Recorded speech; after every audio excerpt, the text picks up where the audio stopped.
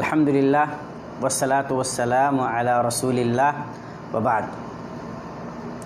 دوستو، ہم لوگ اللہ تبارک و تعالیٰ کے مہینے محرم الحرام سے گزر رہے ہیں۔ محرم الحرام ہجری سال کا پہلا مہینہ بھی ہے اور اس مہینے کی فضیلت و اہمیت بھی بہت زیادہ ہے۔ صحابہ کرام نے جب اس مہینے کو ہجری سال کی ابتدا اور اس کا آغاز بنایا تو ظاہر ہے ان کے ذہن میں اس کی عظمت بھی تھی، اور ہجرت جو اسلامی زندگی کا ایک بہت بڑا کانسیپٹ ہے وہ بھی ان کی نگاہوں میں تھی۔ وہ جان رہے تھے کہ ہجرت اسلامی تاریخ میں انتہائی درجے میں مہتم بالشان ہے۔ وہاں سے مسلمانوں کی زندگی میں فتح و نصرت کا راستہ نکلتا ہے۔ یہ مہینہ محرم الحرام کا مہینہ، جسے حدیث کے اندر شہر اللہ المحرم بھی کہا گیا، یعنی اللہ تبارک و تعالیٰ کا مہینہ محرم، اور جو 4 اسلامی حرمت والے مہینوں میں سے ایک ہے۔ ان عدت الشہور عند اللہ 12 شہرا، اللہ تبارک و تعالیٰ کے نزدیک مہینوں کی گنتی 12 ہے، ان میں 4 حرمت والے ہیں۔ منہا 4 حرم، ان میں 4 حرمت والے مہینے ہیں۔ تو ان حرمت والے مہینوں میں ایک مہینہ محرم الحرام کا ہے۔ اس سے سمجھ سکتے ہیں کہ یہ کتنی اہمیت کا حامل ہوگا اور اس کی کتنی عظمت ہے۔ اور کمال کی بات یہ ہے کہ ان 4 مہینوں پہ بھی اگر غور کریں تو محرم کے ساتھ حرام لگا ہوا ہے، محرم الحرام ہی بولتے ہیں، گویا کہ حرمت کی بھی تاکید ہے باضابطہ اس کے اندر۔ اللہ تبارک و تعالیٰ یہ بتلاتے ہوئے ساتھ ہی یہ بھی کہتا ہے فَلَا تَظْلِمُوا فِيهِنَّ أَنفُسَكُمْ، ان مہینوں میں اپنے اوپر ظلم مت کرو، گناہ مت کرو۔ گناہ تو انسان کو اپنے اوپر ظلم تو کبھی بھی نہیں کرنا چاہیے، جیسے حضرت عبداللہ ابن عباس رضی اللہ تعالیٰ عنہ کی تفسیر میں یہ بات آئی ہے۔ لیکن خاص طور سے ان حرمت والے مہینوں میں انسان کو اپنے نفس پہ ظلم نہیں کرنا چاہیے۔ اللہ تبارک و تعالیٰ فرما رہا ہے محرم الحرام کئی لحاظ سے، کئی اعتبار سے ہمارے لیے بہت اہمیت کا حامل ہے۔ سمجھیے کہ یہ اسلامی سال کا پہلا مہینہ ہے، ہجری سال کا پہلا مہینہ ہے۔ اس مہینے سے اسلامی زندگی رسول پاک صلی اللہ علیہ وسلم کی سیرت سے جڑا ہوا ایک عظیم واقعہ منسلک ہے، جسے ہم ہجرت کے نام سے جانتے ہیں، اور جو اسلامی تاریخ میں فتح و نصرت کا آغاز ہے، سمجھ لیے نقطۂ آغاز ہے۔ پھر یہ حرمت والا مہینہ ہے، اللہ تبارک و تعالیٰ کی طرف منسوب مہینہ ہے، اسے شہر اللہ المحرم، اللہ تبارک و تعالیٰ کا مہینہ محرم کہا گیا ہے۔ اللہ کے نبی صلی اللہ تعالیٰ علیہ وسلم کی حدیث ہے کہ اللہ تبارک و تعالیٰ کو رمضان کے بعد سب سے زیادہ جو محبوب مہینہ ہے روزوں کے اعتبار سے وہ محرم ہے۔ تو اس میں آدمی کو محرم کے مہینے میں بکثرت روزہ رکھنے کی بھی فضیلت سمجھ میں آتی ہے۔ سمجھنے والی بات یہ ہے کہ یہ پورا مہینہ اپنے آپ میں بہت زیادہ اہم ہے اسلامی زندگی کے اعتبار سے، مسلمان والی زندگی کے اعتبار سے اس مہینے کی اہمیت ہے، حرمت ہے، اور اس کا تقاضا یہ ہے کہ انسان زیادہ سے زیادہ نیک اعمال کرے، روزے رکھے، اور ایسے بھی ایک روزہ کوئی بندہ رکھتا ہے اللہ تبارک و تعالیٰ کے لیے، ایسے بھی ایک نفلی روزہ، تو اللہ تبارک و تعالیٰ اس کے بہت زیادہ ثواب بتلاتا ہے، بہت زیادہ ثواب بتلاتا ہے۔ تو روزوں کا اہتمام کرنا چاہیے، اس مہینے میں نیکیاں انسان کو زیادہ سے زیادہ کرنی چاہیے اور اس کی حرمت کا پاس و لحاظ رکھنا چاہیے۔ ساتھ ہی اس مہینے میں ایک عظیم دن ہے جسے یوم عاشورہ، یعنی اس مہینے کی 10ویں تاریخ، اس مہینے کی 10ویں تاریخ یہ بھی بہت اہم دن ہے جو اس مہینے میں ہے۔ اللہ کے نبی صلی اللہ تعالیٰ علیہ وسلم کی صحیح حدیث کے مطابق اللہ کے نبی صلی اللہ علیہ وسلم فرماتے ہیں کہ مجھے اللہ تبارک و تعالیٰ کی ذات سے یہ امید ہے کہ ایک یوم عاشورہ کا روزہ اپنے سے پہلے سال کے گناہوں کا کفارہ ہوگا۔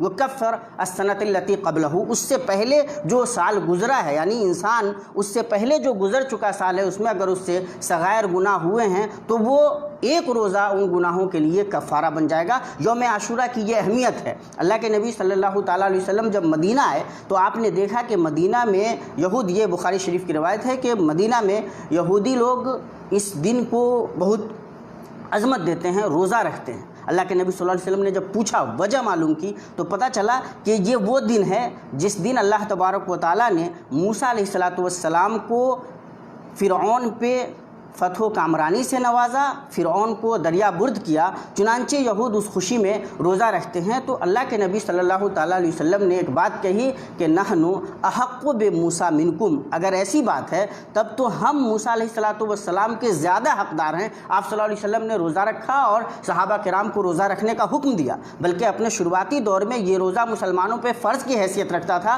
صحابہ کرام خود روزہ رکھتے تھے، صحیح روایت میں ہے، اور اپنے بچوں کو، چھوٹے بچوں کو بھی خواتین روزہ رکھواتی تھیں، اور بچے اگر بھوک سے بلکتے تھے تو انہیں کھلونا وغیرہ سے بہلانے کی کوشش کرتی تھیں شروعاتی دور میں۔ لیکن جب رمضان کا روزہ فرض ہو گیا تو اس کی فرضیت ساقط ہو گئی، اب یہ ضروری نہیں رہا، لیکن یہ نفل موقع سنت روزہ اور اس کی جو اہمیت ہے وہ اپنی جگہ پہ باقی ہے۔ اللہ کے نبی صلی اللہ تعالیٰ علیہ وسلم نے ساتھ ہی جب صحابہ کرام نے یہ کہا کہ وہ لوگ تو اس میں بہت زیادہ اس کی عظمت کے قائل ہیں یہود و نصارہ، تو اللہ کے نبی صلی اللہ علیہ وسلم نے کہا تو ایسا ہے کہ ہم ایک روز اس سے پہلے بھی روزہ رکھیں گے، اگر ہم زندہ رہے تو یوم تاسع یعنی کہ جو 9ویں تاریخ ہے محرم الحرام کی، اس کو بھی روزہ رکھیں گے۔ گویا مسلمان کو 2 روزے رکھنے چاہیے، 9 تاریخ کو بھی اور 10 تاریخ کو بھی، یا پھر بعض حدیث میں جیسے آیا ہے کہ یومن قبلہ اور یومن بعدہ، کہ یا تو ایک روز پہلے یعنی 9 کو رکھیے، 10 کو رکھیے، یا 10 کو رکھیے اور 11 کو رکھیے۔ علماء کا اس بات پہ بھی لگ بھگ اتفاق ہے کہ اگر کوئی آدمی صرف عاشورہ کا روزہ ہی رکھتا ہے، یعنی 10 تاریخ کا روزہ ہی رکھتا ہے، تو یہ بھی اپنے آپ میں کوئی مکروہ عمل نہیں ہے، وہ رکھ سکتا ہے۔ پتہ یہ چلا کہ 10ویں جو تاریخ ہے یہ اس اعتبار سے اسلامی زندگی میں بہت اہم ہے۔ اچھا، یہ وہی تاریخ ہے جس دن حضرت نوح علیہ السلام کی کشتی بھی جودی پہ جا کر کے ٹھہر گئی تھی، تو اس حیثیت سے بھی اس کی اہمیت ہے۔ 10ویں محرم کو اللہ تبارک و تعالیٰ نے اہمیت دی ہے۔ حضرت موسیٰ علیہ السلام کو فتح یابی نصیب ہوئی، اور اس کے شکرانے کے طور پہ اللہ کے نبی صلی اللہ تعالیٰ علیہ وسلم نے یہ بہتر سمجھا کہ روزہ رکھا جائے، اور اس کی باضابطہ اللہ کے نبی صلی اللہ تعالیٰ علیہ وسلم نے اس پہ توجہ مبذول کی اور صحابہ کرام کو روزہ رکھنے کے لیے کہا۔ ہمیں اس دن روزہ رکھنا چاہیے، اس دن کی یہ فضیلت ہے یوم عاشورہ کی۔ 9 کو بھی رکھیے، 10 کو بھی رکھیے، 10 کو بھی رکھیے اور 11 کو بھی رکھیے، یعنی آپ چاہیں تو 9-10 کو رکھیں، چاہیں تو 10-11 کو رکھیں، چاہیں تو 3 روزے بھی رکھ سکتے ہیں، اس کی بھی اس میں انشاءاللہ وسعت ہے۔ ویسے بھی اس مہینے میں بکثرت روزہ بھی رکھا جانا چاہیے، رکھ سکتے ہیں، اس کی بھی فضیلت ہے۔ اللہ کے نبی صلی اللہ تعالیٰ علیہ وسلم کے دین میں اس دن کی یوم عاشورہ کی یہ فضیلت ہے۔ لیکن اسلامی تاریخ میں ایک واقعہ بہت افسوسناک رونما ہوا۔ حضرت امام حسین رضی اللہ تعالیٰ عنہ کی شہادت بھی اسی دن ہوئی، مظلومانہ طریقے سے انہیں قتل کیا گیا، اور سبط رسول صلی اللہ تعالیٰ علیہ وسلم جو نوجوانان امت کے سردار ہیں ان کے ساتھ مظلومانہ انداز میں ان کی جان لے لی گئی۔ یہ اسلامی تاریخ کا انتہائی درجے میں افسوسناک واقعہ ہے۔ اس پہ ایک مسلمان کو ظاہر ہے، جس کے دل میں ایمان ہے اس کو تکلیف ہوگی، جس طرح اسے حضرت عثمان رضی اللہ تعالیٰ عنہ کی شہادت پہ تکلیف ہوگی، جس طرح اسے حضرت عمر رضی اللہ تعالیٰ عنہ کی شہادت پہ تکلیف ہوگی، جس طرح اسے حضرت علی رضی اللہ تعالیٰ عنہ کے ساتھ زندگی میں جو واقعات رونما ہوئے، جس طرح سے ان کو پریشان کیا گیا، ان واقعات پہ ان کی شہادت پہ تکلیف ہوگی، اسی طرح حضرت امام حسین رضی اللہ تعالیٰ عنہ کی شہادت ایک ایمان والے انسان کے لیے تکلیف کا باعث تو ضرور ہے۔ اور ایک مسلمان کو جب کوئی تکلیف پہنچے تو اسے صبر و احتساب سے کام لینا چاہیے، اللہ کے لیے صبر کرنا چاہیے، اللہ تبارک و تعالیٰ کی طرف رجوع کرنا چاہیے، لوٹنا چاہیے، انا للہ و انا الیہ راجعون پڑھنا چاہیے، اور صبر کا مظاہرہ کرنا چاہیے۔ اسلام میں مصیبت پہ کسی بھی طرح سے نیاحت کے لیے، سینہ کوبی کے لیے، اور اس کو کسی بھی قسم کا ایک کسی بھی شکل میں یا تو مسرت کے جشن کے شکل میں یا حزن و ملال کے جشن کے شکل میں منانے کے لیے اسلام نے راستہ نہیں چھوڑا ہے۔ یہ بہت افسوسناک بات ہے کہ جہاں حضرت امام حسین رضی اللہ تعالیٰ عنہ کی شہادت کو لے کر کے یہ دن اس اعتبار سے ہمارے لیے ایک غم کا بھی پہلو رکھتا ہے، اس کو ہم نے غم کو ایک عجیب و غریب مسرت کا مطلب کیا کہتے ہیں پیکر دے دیا ہے۔ جو لوگ حضرت حسین رضی اللہ تعالیٰ عنہ کے غم میں اس کو جشن کے طور پہ مناتے ہیں، وہ سینا کو بھی کرتے ہیں، مرگ انبوہ جشن دارت کی کیفیت بنا دیتے ہیں، ان کو بھی بہت زیادہ غور کرنے کی ضرورت ہے۔ لیکن اس سے زیادہ خطرناک بات یہ ہے کہ جہاں حضرت امام حسین رضی اللہ تعالیٰ عنہ کی شان میں منقبت وغیرہ پڑھی جاتی ہے، آپ کو آپ کے اصل جو مقام ہے آپ کا وہاں سے نکال کر کہیں اور لے جانے کی کوشش ہوتی ہے، وہیں جو دوسرے صحابہ کرام رضوان اللہ تعالیٰ علیہم اجمعین اور جن پہ ایمان رکھے بغیر، جن کی اہمیت عظمت کو تسلیم کیے بغیر ہمارا ایمان ہمارا اسلام ٹھیک سے مکمل نہیں ہوتا، ان پہ نشانہ کسا جاتا ہے، ان کی عزت و آبرو پہ حملے بولے جاتے ہیں، اور یقین جانیں کہ اسلام میں اس کے لیے کوئی جگہ نہیں بنتی ہے۔ اگر ہم حضرت امام حسین رضی اللہ تعالیٰ عنہ سے واقعی محبت کرتے ہیں تو ہمیں انسپریشن یہ لینا چاہیے کہ انسان کو حق کی راہ پہ رہنا چاہیے، اور اگر آپ کو یقینی طور پہ لگتا ہے کہ کوئی غلط کام ہو رہا ہے، کوئی ایسا اقدام ہو رہا ہے جو آپ کی سمجھ جو قرآن و سنت کی ہے اس کے مطابق درست نہیں ہے، تو آپ کو صحیح فیصلہ لینا چاہیے۔ اگر آپ امام حسین رضی اللہ تعالیٰ عنہ سے محبت کرتے ہیں تو اس کا ایک تقاضا یہ ہو سکتا ہے، لیکن ان کی موت کو ایک ڈرامہ ٹائپ سے بنا دینا، ان کی موت کو لوگوں کو نشانہ بنانے کا ذریعہ بنا لینا، صحابہ کرام کی بے عزتی کا ذریعہ بنا لینا، ان کے زمانے میں جو اور دوسرے بڑے اساتین علم و فضل ہمارے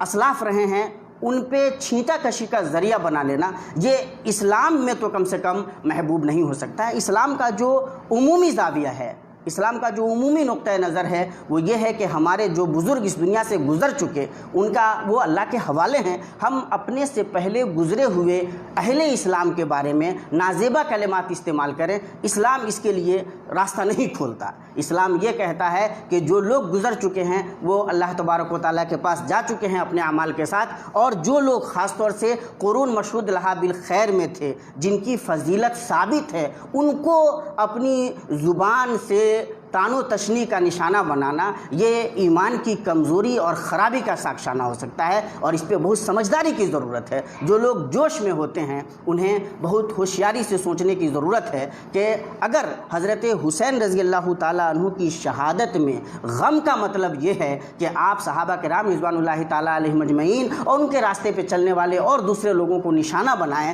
تو اس کا مطلب یہ ہے کہ آپ نے حضرت حسین رضی اللہ تعالیٰ عنہ کا مقام نہیں سمجھا ہے، اور آپ اپنے آپ کو چاہے جس انداز میں خوش کر لیں، لیکن انصاف کی بات یہ ہے کہ آپ اسلام کے راستے پہ نہیں ہیں۔ جو لوگ گزر چکے اللہ تبارک و تعالیٰ کے پاس اپنے اعمال کے ساتھ ہیں، اور اللہ تبارک و تعالیٰ ان سے جس انداز میں چاہے محاسبہ کرے، مغفرت فرمائے، ان کے مقام بلند کرے، یہ اللہ تبارک و تعالیٰ کے پاس پہنچ چکے ہیں۔ یہی اسلامی تعلیم ہے۔ وہاں سے حضرات صحابہ کرام رضوان اللہ تعالیٰ اجمعین میں سے بعض کو چننا، ان کے بعض بچوں کو چننا اور ان کو نشانہ بنانا، یہ غیر اسلامی رویہ ہے، اور اس پہ بہت زیادہ سمجھنے کی ضرورت ہے۔ خود حضرت حسین رضی اللہ تعالیٰ عنہ کے اقدامات کو لے کر کے تاریخ اسلام میں مختلف قسم کے زاویے رہے ہیں، اور مختلف زاویوں کا ہونا کوئی اپنے آپ میں اتنا زیادہ تعجب خیز نہیں ہے، لیکن اس کو کسی کو نشانہ بنانے کا ذریعہ بنا لینا، یا حزن کا ایک جشن بنا لینا، یا پھر اس کے مقابلے میں کچھ لوگوں کا مطلب تعصب میں آ کر کے، جوش میں آ کر یا نفرت میں آ کر کے ایک طرح سے خوشی منانے کا موقع بنا لینا، مٹھائی پکانا، باضابطہ گوشت کا اہتمام کرنا، یہ ساری چیزیں غیر اسلامی ہیں، اس کا اسلام سے کوئی تعلق نہیں ہے۔ یہ جو عجیب و غریب ہے، اس لیے دیکھیے جب صحیح اسلام سے آپ نکلتے ہیں، رسول پاک صلی اللہ تعالیٰ علیہ وسلم کی تعلیمات کو چھوڑتے ہیں، اور آپ جب مختلف قسم کے تعصبات کو گلے لگاتے ہیں تو اس طرح کی چیزیں سامنے آتی ہے۔ کوئی سینہ کو بھی کر رہا ہے، اور کوئی وہ ہے جو اچھے کھانے پکا کر کے مست ہو رہا ہے، اور جو روزہ رکھنا چاہیے، جو اسلام کا کہنا ہے باضابطہ، جس پہ اتنا زیادہ ثواب ہے، اس سے مطلب نہیں ہے۔ کوئی تعزیہ بنا رہا ہے، اس کے آگے سجدہ ریز ہو جا رہا ہے، اور وہ کر رہا ہے جس کو उठाने के लिए बुनियादी तौर पे इस्लाम आया है कि बंदों को अल्लाह तबारक व तआला से जोड़ा जाए, किसी शख्स से ना जोड़ा जाए, उसकी जबीन नियाज को कहीं और खम ना होने दिया जाए। तो सही तालीमात इस्लामिया से निकलने का मतलब यह है कि दोनों फरीक उनमें से जो दोनों इंतहाई मतलब क्या कहते हैं कॉर्नर पे खड़े हैं, इंतहा दर्जे पे जा कर के सोचते हैं, उन दोनों का मामला अजीब व गरीब है। और इस मामले में आम मुसलमानों का रवैया तो उससे ज़्यादा अजीब है। हमारे इलाके में मुसलमान ताज़िया भी बनाते हैं और साथ ही साथ वो खिचड़ा भी बनाते हैं, यानी वो एक तरफ शिया भाइयों की तरह गम भी मनाते हैं और दूसरी तरफ वो लोग जो उसको एक तरीके से खुशी का दिन समझते हैं तो उनके साथ वो खिचड़ा भी बना करके खाते हैं। तो ये अजीब चूचू का मुरब्बा बना करके रख लिया हुआ है हमने। इस्लाम में इन दोनों फरीक के लिए कोई जगह नहीं है। इस्लाम का मुतालबा ये है कि इस दिन की बड़ी अजमत है, बड़ी फजीलत है। हज़रत मूसा अलैहिस्सलाम को फ़िरौन पे फतह मिली।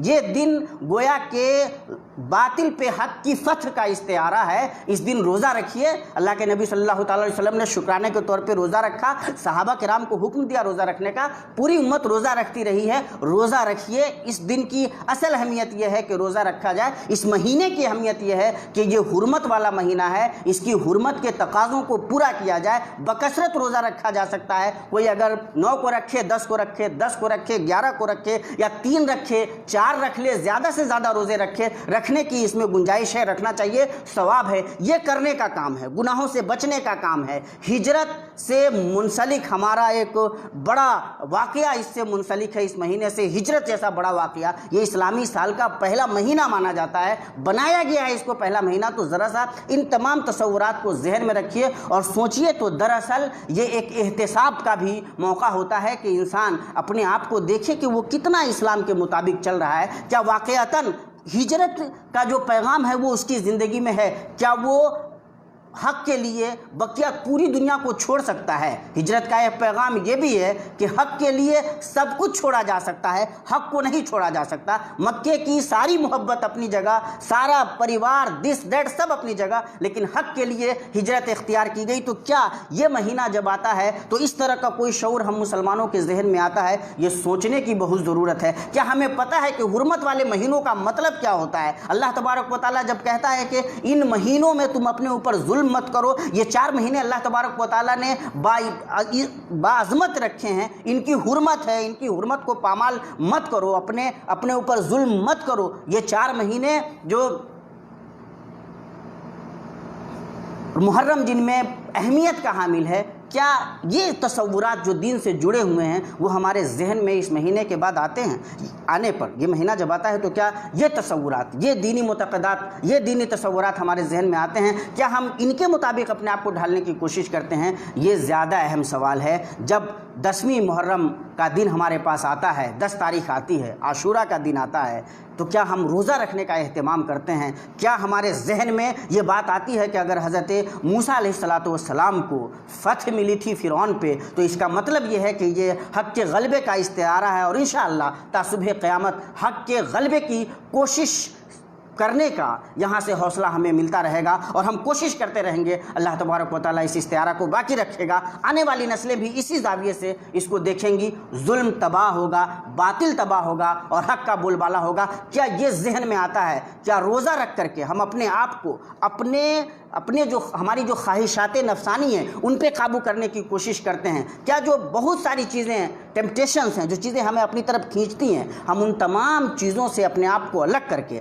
अल्लाह और उसके रसूल के बताए हुए रास्ते पे इसलिए गामज़न होने को तैयार हैं कि इंशाअल्लाह ये हौसला लेंगे, हक़ का गलबा होगा, सच के रास्ते पे चलेंगे। रोज़ा के जो अजीम फ़वाइद हैं क्या उससे अपने आप को जोड़ कर देखने की कोशिश करते हैं, या फिर यह है कि ढोल ताशे बजाते हैं, मस्तियाँ करते हैं, शराब पीते हैं, अपनी औरतों को बाहर निकालते हैं और वो सारी बदतमीज़ियाँ करते हैं, बदतहज़ीबियाँ करते हैं जिनके लिए इस्लाम में कोई जगह नहीं, मुहज़्ज़ब मुआशरे में भी जिनके लिए जगह नहीं है। सोचिए, क्या किसी मुहज़्ज़ब मुआशरे में उसके लिए जगह हो सकती है जो हमारा मुस्लिम मुआशरा इन 10 दिनों में पेश करता है? क्या सीना कोबी के लिए वाक़अतन कोई जगह बनती है?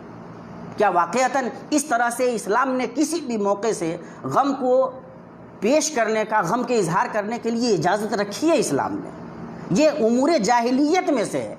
इस्लाम में इसके लिए जगह नहीं है कि सीना कोबी की जाए। मिन उमूरिल जाहिलिया, ये जाहिलियत का काम है। अल्लाह के नबी सल्लल्लाहु अलैहि वसल्लम जो दीन लेकर के आए हैं वो दीन इसके बिल्कुलिया खिलाफ है। तो हम जो कर रहे हैं, کیا اس کے لیے جگہ بنتی ہے؟ اسلام میں تو نہیں بنتی۔ ایک اور بڑا عجیب و غریب بیانیہ نیریٹو چلایا جاتا ہے، اور عام طور پہ معاشرے میں، سماج کے لوگوں میں یہ بات پھیل گئی ہوئی ہے کہ نہیں، اگر ہم ایسا نہیں کریں گے، مطلب تعزیہ نہیں بنائیں گے اور اس کا مظاہرہ نہیں کریں گے، تو جو ہمارا دشمن ہے اس پہ کوئی روب نہیں بیٹھے گا۔ اللہ کے بندو، حق پہ چلنے سے روب بیٹھتا ہے، دین پہ عمل کرنے سے روب بیٹھتا ہے، اللہ کے دین سے نکلنے سے روب نہیں بیٹھتا ہے۔ اللہ کے دین سے نکل کر کے روب بیٹھانے جاؤ گے تو الٹے پھنس جاؤ گے۔ ان اللہ اعزنا بالاسلام فإن ابتغینا العزة بدونه اذلنا اللہ، یہ حضرت عمر رضی اللہ تعالیٰ عنہ کا فرمان ہے۔ اللہ تبارک و تعالیٰ نے اسلام سے ہمیں عزت دی ہے۔ اسلام کے علاوہ کسی اور چیز سے عزت، غلبہ، شوکت، روب کا اگر آپ تصور رکھتے ہیں، اللہ تبارک و تعالیٰ آپ کو ذلیل کر دے گا۔ بدعت کے لیے اسلام میں جگہ نہیں ہے۔ یہ سارے جو ہم نے ڈرامے بنائے ہوئے ہیں، یہ جو سارا ناٹک ہے، اس کا اسلام سے کوئی تعلق نہیں ہے۔ اس ناٹک سے آپ یہ سمجھتے ہیں کہ آپ کا دشمن قوم پہ روب بیٹھے گا، اللہ کے راستے پہ نہ چلنے والوں پہ آپ کا روب بیٹھے گا، تو یہ عجیب و غریب بات ہے۔ آپ یہ چاہ رہے ہیں کہ وہ غلط ہیں اور آپ بھی غلط ہو کر کے اپنا روب ان پہ بٹھا دیں، ایسا نہیں ہو سکتا۔ آپ کو روب بٹھانا ہے تو ان تمام اوہام و خرافات، بدعات سے اپنے آپ کو الگ کر لیجئے۔ روزہ رکھیے، اللہ تبارک و تعالیٰ قوت بھی دے گا اور روب بھی بٹھا دے گا۔ روزہ کا دن ہے، اہتمام سے روزہ رکھیے، بچوں کو اس کی تربیت دیجیے اور بتائیے کہ اسلام میں حرمت والے مہینے کا مطلب کیا ہے۔ ان کو بتلائیے کہ اس مہینے سے ہجرت جو منسلک ہے اس کا مطلب کیا ہے، کیوں مسلمان حق کے لیے سب کچھ تیاگ دے سکتا ہے۔ بتلائیے کہ حضرت موسیٰ علیہ السلام کو فتح نصیب ہوئی تو یہ حق کا استعارہ ہمارے لیے کیوں ہے، اور رسول پاک صلی اللہ تعالیٰ علیہ وسلم نے کس طرح سے اس دن کو حق کے غلبہ کا استعارہ بنایا، اور روزہ رکھ کر کے اس کی عظمت کو اور زیادہ اور امت میں باقی رکھ کر کے گویا ہمیشہ کے لیے یہ استعارہ بنا دیا۔ کیا اس استعارہ کو سمجھنے کے لیے ہم خود بھی تیار ہیں اور اپنے بچوں کو سمجھانے کے لیے تیار ہیں؟ یہ چونکہ ہم عمل نہیں کرتے، دین پہ عمل کرنے کا جذبہ نہیں ہے، اس لیے اپنے آپ کو بیوقوف بناتے ہیں۔ یہ عجیب و غریب قسم کی نفسیات ہے کہ اس قسم کی حرکتوں سے ہمارے دشمنوں پہ، جو ہمارے بدخواہ ہیں، ان پہ اچھا اثر پڑے گا، وہ ڈر جائیں گے۔ ان چیزوں سے وہ نہیں ڈر، وہ خود اس طرح کی چیزیں کرتے ہیں، وہ کیا ڈریں گے؟ وہ بھی شراب پی کر کے مست ہوتے ہیں، الٹی سیدھی حرکتیں کرتے ہیں۔ آپ بھی شراب پی کر کے مست ہوتے ہیں، الٹی سیدھی حرکتیں کرتے ہیں۔ آپ کو وہ اپنے جیسا سمجھ لیں گے، اور جب وہ اپنے جیسا سمجھیں گے تو بھیڑ جائیں گے آپ سے۔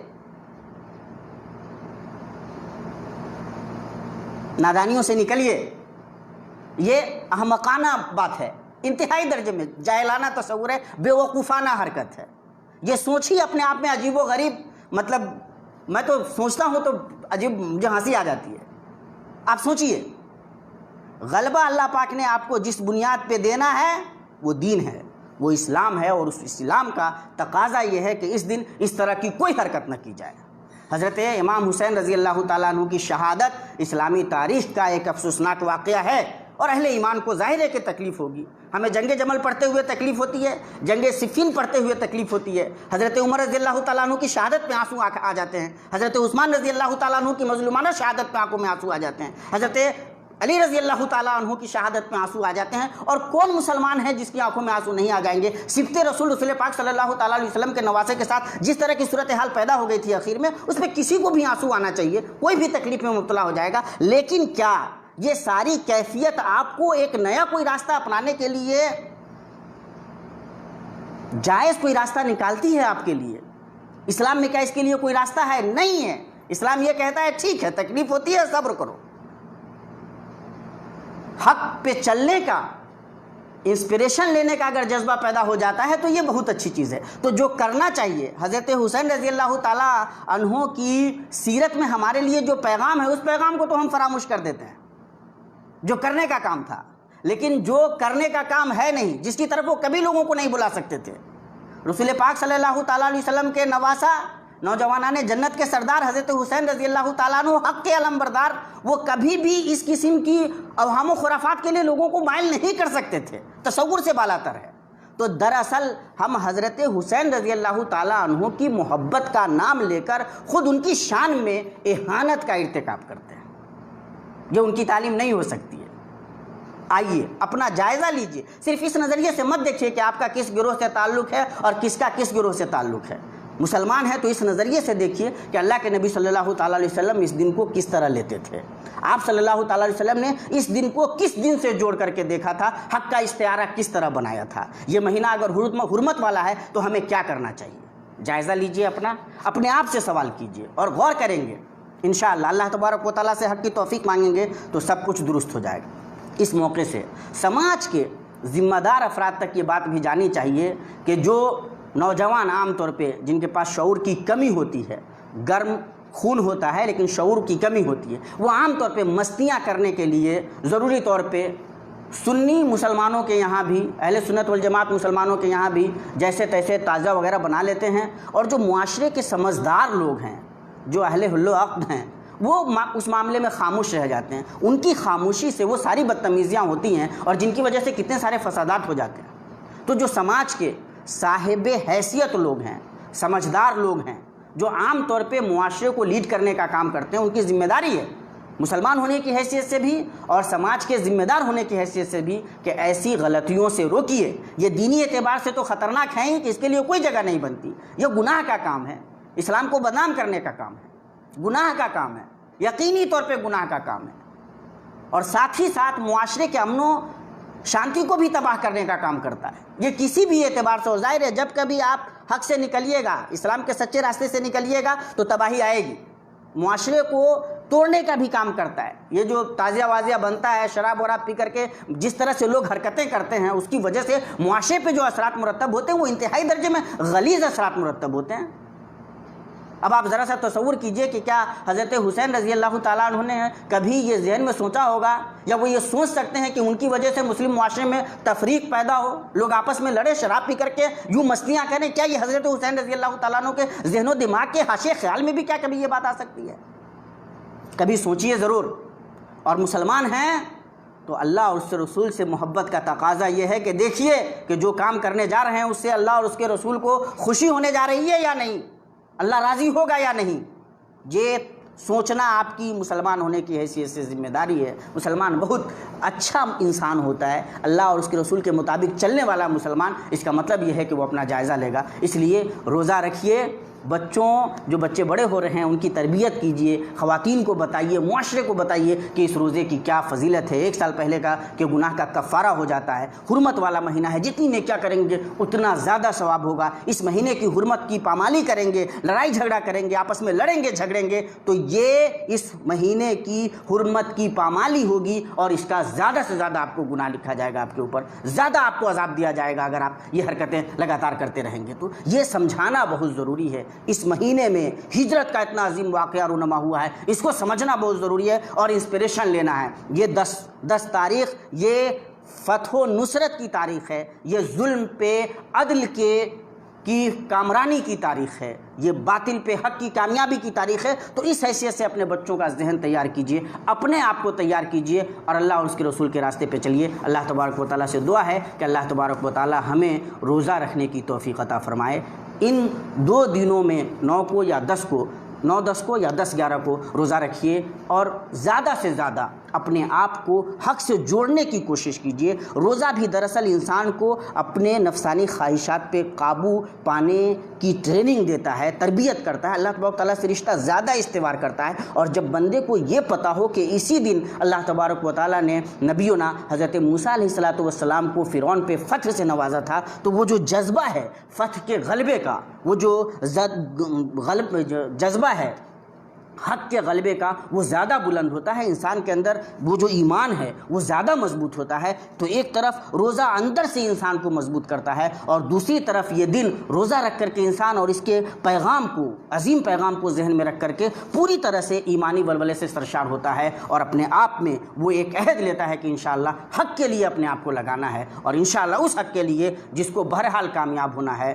والعاقبۃ للمتقین، متقین جو لوگ ہیں، اللہ والے جو لوگ ہیں، اللہ کے راستے پہ جو چلنے والے لوگ ہیں، فائنلی انہی کو کامیاب ہونا ہے۔ تو دراصل یہ جو دن ہے اسی حق کے غلبے کا استعارہ ہے۔ اللہ تبارک و تعالیٰ سے دعا ہے کہ اللہ تبارک و تعالیٰ ہمیں بدعات سے، خرافات سے، الٹے سیدھے حرکات سے بچائے اور سچ پہ چلنے کی توفیق عطا فرمائے، اس مہینے کی عمومی عظمت کو سمجھنے کی توفیق عطا فرمائے، اور 10 تاریخ کی جو عظمت ہے اس عظمت کو صحیح سے سمجھنے کی، دین کے مطابق سمجھنے کی توفیق دے، روزہ رکھنے کی توفیق دے، اپنی اور اپنے بچوں کی، اپنے سماج کی تربیت کرنے کی توفیق دے۔ اقول قولی ھذا واستغفر اللہ لی ولکم ولسائر المسلمین فاستغفروہ انہ هو الغفور الرحیم۔ والسلام علیکم ورحمۃ اللہ وبرکاتہ۔